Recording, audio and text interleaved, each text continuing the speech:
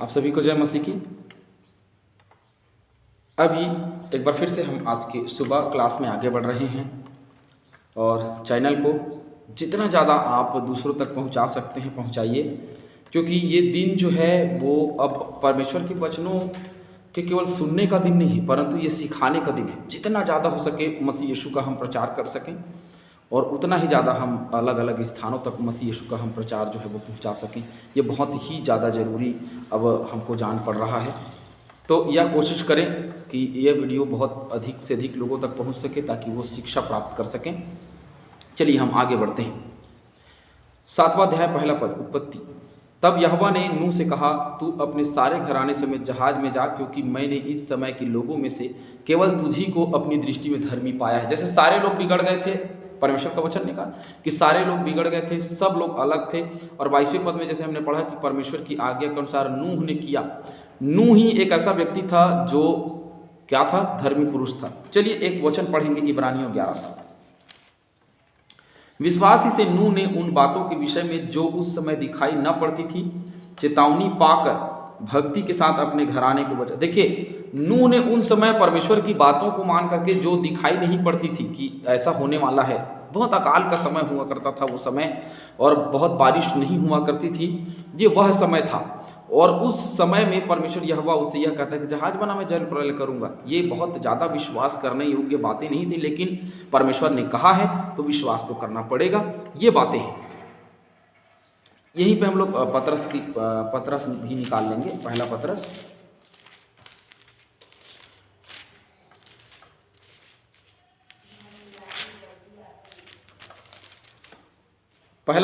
और उसका पहला पतरस 3:20।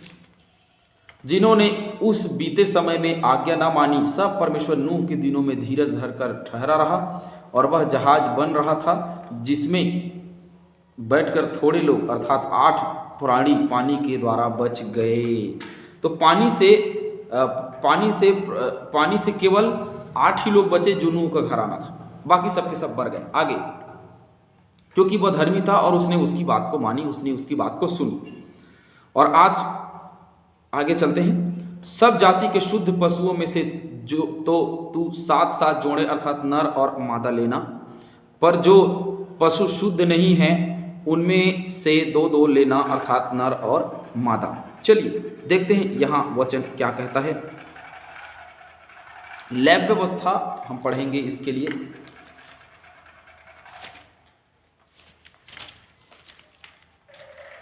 लैब व्यवस्था 10:10, जिसमें तुम पवित्र और अपवित्र में और शुद्ध और अशुद्ध में अंतर कर सको, है ना। तो शुद्ध और अशुद्ध दोनों में अंतर कैसे करोगे आप? तो शुद्ध वो हैं जो शाकाहारी हैं और अशुद्ध उनको बोला गया जो मांसाहारी है। सीधी सी बात है ना। ये हमको बात समझ में आती है, क्योंकि अभी के डेट में आप देखेंगे तो वे पशु जो पालन किया जाता है जिनको, और वे घास फूस खाया करते हैं, और वे जो शिकार करते हैं उसमें से 2 जोड़ा लेना, है ना। क्योंकि ये पालने वाले पशु जो हैं वो ज़्यादा हों तो ज़्यादा अच्छा है ना। और क्योंकि ये शिकार के काम आते हैं। शिकार मतलब ये उन जैसे हिरण हो गया, ये हो गया, वो हो गया, अशुद्ध प्राणी के शिकार के काम आते हैं, इसीलिए वो ज़्यादा हो और ये प्रजाति कम हो। इसीलिए बैलेंस करने के लिए, जो सृष्टि बिगड़ गई है उसको बैलेंस करने के लिए परमेश्वर ने ये नियम दिया। आगे,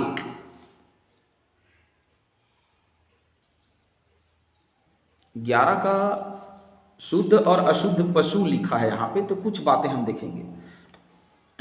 पशुओं में से जितने चीरे या फटे खुर के होते हैं और पागुर करते हैं उन्हें खा सकते हो, परंतु पागुर करने वाले या फटे खुर वालों में से इन पशुओं को ना खाना। अर्थात ऊंट जो पागुर तो करता है परंतु चीरे खुर का नहीं होता। इसीलिए तो कुछ बातें हैं जिसको लिखा गया है कि अशुद्ध और शुद्ध और पंख और चोयोटे और बहुत सारी बातें हैं। आप 11 अध्याय का 1 से लेकर के आप 47 पद तक पढ़ोगे तो वहाँ कौन अशुद्ध है और कौन अशुद्ध है वो सारे पशु पक्षियों के विषय में आपको इसके विषय में मिल जाएगा, उसको आप पढ़ सकते हैं। तो शुद्ध पशुओं में से 7 जोड़े, क्योंकि मैं सभी चीज़ को नहीं बता सकता क्योंकि हम क्लास में निरंतर आगे बढ़ेंगे, सभी चीज़ों को मैं बताऊंगा तो बहुत टाइम लगेगा। तो आप पढ़ लीजिए क्योंकि वचन में लिखा है व्यवस्था, लैब व्यवस्था और उसका 11:1 से लेकर के 47 पद तक शुद्ध और अशुद्ध प्राणियों के विषय में वहाँ लिखा है।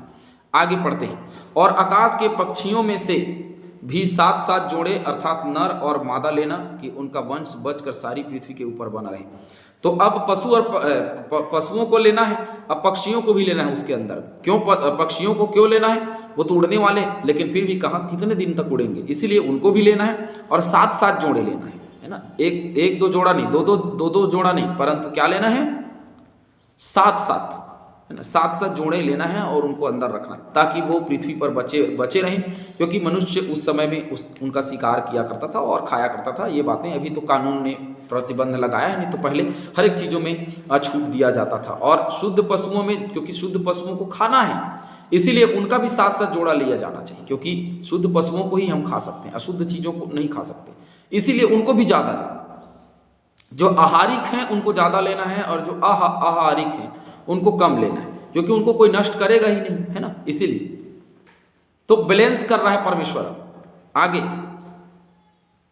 क्योंकि अब 7 दिन और बीतने पर मैं पृथ्वी पर 40 दिन और 40 रात तक मेघ बरसाता रहूंगा और जितने प्राणी मैंने बनाए हैं उन सब को भूमि के ऊपर से मिटा डालूंगा। जो जहाज के अंदर है वे बचेंगे और जो जहाज के अंदर नहीं है वे सब के सब मारे जाएंगे। पढ़ते हैं, कुछ वचन को हम देखेंगे। हम देखेंगे यिर्मयाह 28:16।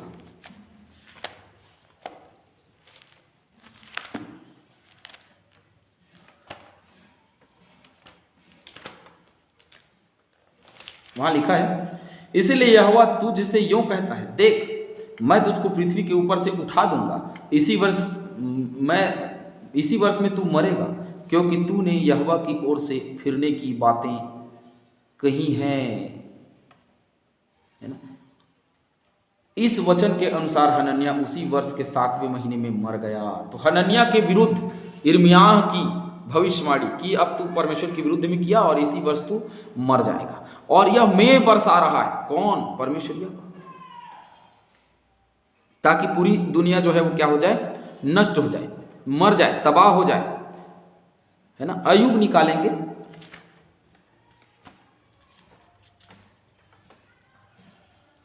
सैंतीस 6।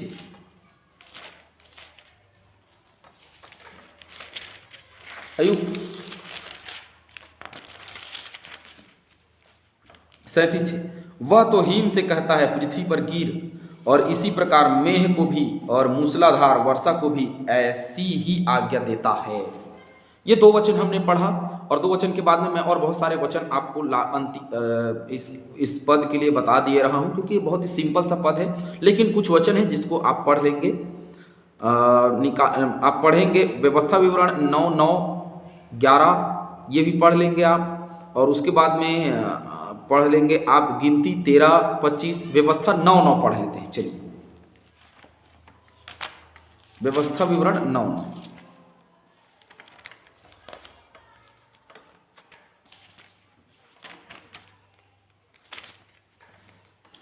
वहां लिखा है, जब मैं उस वाचा के पत्थर की पटियों को जो यहोवा ने तुझसे बांधी थी लेने के लिए पर्वत के ऊपर चढ़ गया, तब 40 दिन और 40 रात तक पर्वत ही के ऊपर रहा।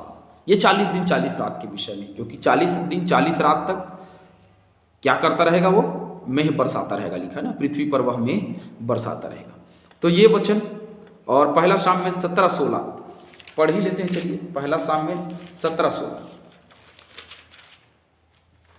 वह पलिश्ती को 40 दिन तक सवेरे और सांझ को निकट जाकर खड़ा हुआ करता था। मैंने विगत दिनों क्लास में कहा था कि 40 दिन और 40 रात का बहुत ही महत्व है। 40 दिन तक लिखा है कि 40 दिन 40 रात तक प्रभु यीशु मसीह निराहार रहा, है ना। तो 40 दिन का मेघ बरसाया गया और 40 दिन तक वह फलिश्ती 40 दिन तक सवेरे और सांझ को निकट जाकर खड़ा हुआ करता रहा। ये सारी चीज़ें हैं 40 दिन 40 रात तक। इसका भी हम देखते हैं बाइबल में कई दफ़ा वर्णन आया हुआ है। 5वां पद लिखा है, यहोवा की इस आज्ञा के अनुसार नूह ने किया। जैसे कि पहले भी हमने वचन में देखा था 6:22 में कि परमेश्वर की आज्ञा के अनुसार नूह ने किया, और यही जो परमेश्वर ने ऊपर बताया उसने आज्ञा के अनुसार वैसा ही किया। और इन वचनों को देखते हुए यह लग रहा है कि परमेश्वर ने बहुत बैलेंस किया दुनिया को। खाने वाले पशुओं को बहुत अधिक मात्रा में, खाने वाले पक्षियों को अधिक मात्रा में, क्योंकि हर एक पक्षी को खाया जाता था, तो पक्षियों को अधिक मात्रा में लिया। पशु जो पालन करते हैं और जो खाया जाता है, क्योंकि शुद्ध वो है जो खाया जाता है, उसी को शुद्ध कहा जाता है, और जो नहीं खाया जा सकता उसको अशुद्ध। क्योंकि हमने पढ़ा हम बाइबल में देखते हैं तो हमको ये लैब व्यवस्था की किताब में हमको मिलती है कौन सी अशुद्ध चीज़ें हैं और कौन सी शुद्ध चीज़ें हैं। 11 लैब व्यवस्था 11 अध्याय 1 से लेकर के 47 पदों के बीच में।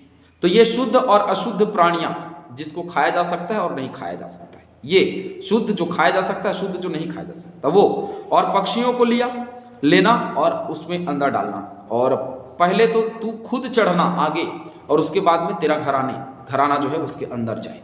तो इस प्रकार से व्यवस्था अब नूह के लिए बना रहा है परमेश्वर। और उसके बाद में हम देखते हैं कि नूह 6वें पद में, नूह की आयु 600 वर्ष की थी जब जल प्रलय पृथ्वी पर आया। देखिए, नूह 600 वर्ष का हुआ तब पृथ्वी पर जल प्रलय आया। बहुत दिनों तक जहाज बनाता रहा, बहुत दिनों तक जहाज बनाता रहा। जहाज बन करके जब तैयार हो गया,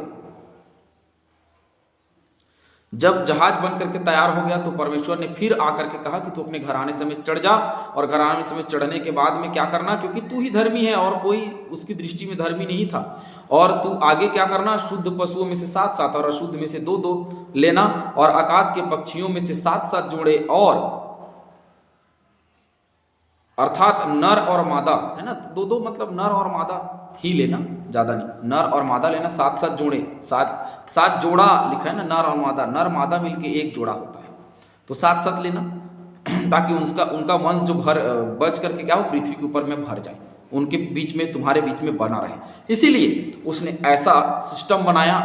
पूरी रीति से सृष्टि जो बिगड़ गई थी, क्योंकि हमने देखा ना 11वें पद में, उस समय पृथ्वी परमेश्वर की दृष्टि में बिगड़ गई थी, पृथ्वी ही बिगड़ गई थी। पृथ्वी की सृष्टि 12वें पद में जाओगे तो आखिरी में लिखा है, क्योंकि सब प्राणियों ने पृथ्वी पर अपना अपना चाल चलन बिगाड़ लिया था। सभी प्राणियों का चाल चलन जो है बिगड़ा हुआ था, और पूरी दुनिया जो है अनबैलेंस हो गई थी, पूरी तरीके से उनका आकार बिगड़ गया था। लेकिन परमेश्वर ने अब नूह के जहाज के कारण, क्योंकि नूह ने जहाज बनाया, उसके कारण अब पूरी दुनिया को क्या कर रहा है, फिर से एक सांचे में ढाल रहा है परमेश्वर। ये हमको आज देखने को मिला है। और ऐसे ही परमेश्वर जो है वो एक सांचे में ढालता है, और परमेश्वर का काम ऐसे ही है। इसीलिए परमेश्वर के काम पर विश्वास और भरोसा रखना बहुत जरूरी है। आप सभी को जय मसीह की, परमेश्वर आशीष दे।